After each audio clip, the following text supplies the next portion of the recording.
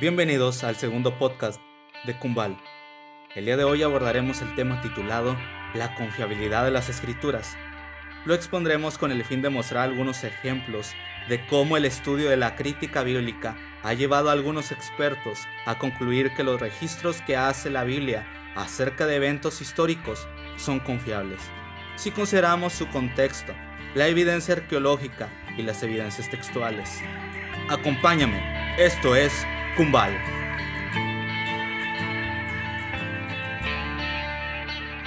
Las Escrituras es un título utilizado en el Nuevo Testamento para referirse a los libros del Antiguo Testamento y parte de los escritos del Nuevo Testamento. Por ejemplo, en Romanos capítulo 1 versículo 2 y 2 de Timoteo capítulo 3 versículo 15 al 16, corresponde a Pablo refiriéndose al Antiguo Testamento, y 2 de Pedro capítulo 3 versículo 15 al 16, en donde Pedro se refiere a las cartas de Pablo como parte de las Escrituras. Las Escrituras pretenden ser el registro inspirado de la revelación de Dios. No basta con afirmar la existencia de Dios. Si solo afirmásemos que existe algún ser superior, nuestra fe estaría limitada a un tipo de deísmo o panteísmo en el que cree que, si bien Dios ha creado todo, no mantiene ningún tipo de relación con su creación actualmente, o bien que Él está impregnado en toda la creación de forma impersonal. El cristianismo enseña que Dios es el creador de todas las cosas, pero que también se ha dado a conocer al hombre y mantiene un compromiso personal con la creación entera. Este compromiso se muestra de forma última en la encarnación, muerte y resurrección de Jesucristo. Esta revelación se da en la historia. Es un encuentro del Eterno con el hombre en el tiempo. La Escritura es el registro de esta revelación dada en la historia, por lo que podríamos definir aquí a la Biblia o a las Escrituras como la palabra de Dios en las palabras de los hombres dada en la historia. Muchas personas, tratando de enfatizar el elemento divino de la Biblia, han pasado por alto su ingrediente humano, afirmando que la Escritura es la palabra eterna de Dios. Se olvidan de que es también el testimonio histórico de humanos. Es este componente humano e histórico el que nos hace reflexionar sobre la historicidad y veracidad de los hechos que registra. Por eso preguntamos, ¿realmente la Biblia registra de forma confiable los hechos? ¿Cómo podemos estar seguros de que la Biblia no sufrió algún tipo de cambio o que fue adulterada por hombres a lo largo de la historia? ¿Podemos confiar realmente en la Biblia? La Biblia, ante todo, es un libro de historia. Registra sucesos relacionados con el pueblo hebreo, la vida de Jesús y el surgimiento de la iglesia. Esto demanda el estudio crítico de la Escritura. En palabras de Jorge Eldon Ladd, crítica, como nosotros definiríamos el término, no significa sentarse a juzgar la Biblia como la palabra de Dios. Crítica significa hacer juicios inteligentes acerca de asuntos o interrogantes históricos, literarios, textuales y filológicos que uno debe confrontar cuando estudia la Biblia a la luz de toda la evidencia disponible.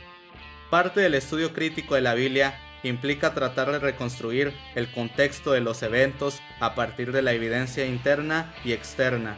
La evidencia histórica con la que trabaja el crítico bíblico consiste en registros, documentos, objetos adquiridos por la arqueología y otras formas de información antigua. Existe una infinidad de ejemplos de cómo la arqueología ha ayudado a la comprensión y verificación de los hechos narrados por la Biblia. Señalamos algunos. Los ceteos. De acuerdo al testimonio bíblico, estos eran un pueblo que vivía en tiempos de Abraham, según Génesis capítulo 23, versículos del 10 al 20. Por mucho tiempo se dudó de su existencia, porque las excavaciones no daban luz de su paso por la tierra, pero al día de hoy se ha descubierto abundante evidencia arqueológica en cuanto a la existencia de los ceteos en los días de Abraham. También se ha acumulado más conocimiento del tiempo de los patriarcas con los descubrimientos en Ugarit, 1928, y Mari, 1933. El diluvio. Existen evidencias de un gran diluvio en el cercano oriente, que sucedió antes de Abraham. Para ello ha servido bastante la lectura comparada entre el relato bíblico y relatos como la epopeya de Gilgamesh, aunque para muchos esta no es evidencia tan contundente. Sargón II. Fue un rey asirio mencionado en Isaías capítulo 20 versículo 1. William Lane Craig dice lo siguiente: los críticos anteriores afirmaron que la referencia a Sargón fue un error, porque no había absolutamente ninguna evidencia de que existiera un rey asirio llamado Sargón II, hasta que los arqueólogos excavaron en cierta región y ahora tenemos más información sobre Sargón que sobre cualquier otro rey asirio. Existen obras dedicadas a presentar una defensa de la fe y de la historicidad de la narración bíblica. Por ejemplo, Nueva Evidencia, que demanda un veredicto de Josh McDowell, en defensa de la verdad de Kostenberg, y Defensa de la fe de Pablo Off. En estos libros podemos encontrar una mención más o menos amplia de los hallazgos arqueológicos que hemos mencionado.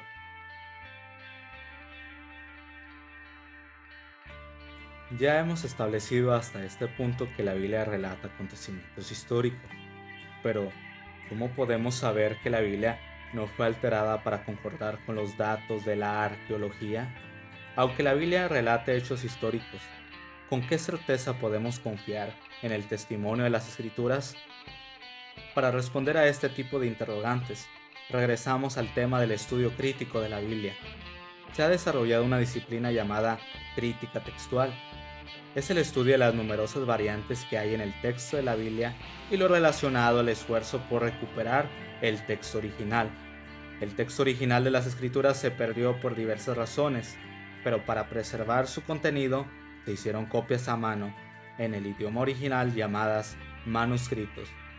De estos manuscritos se encuentran más de 5.800 copias para el Nuevo Testamento, las cuales proceden de distintas regiones, épocas y grupos eclesiásticos, lo cual permite que se haga una extensa comparación y estudio de los distintos manuscritos para descubrir cuál era el texto original.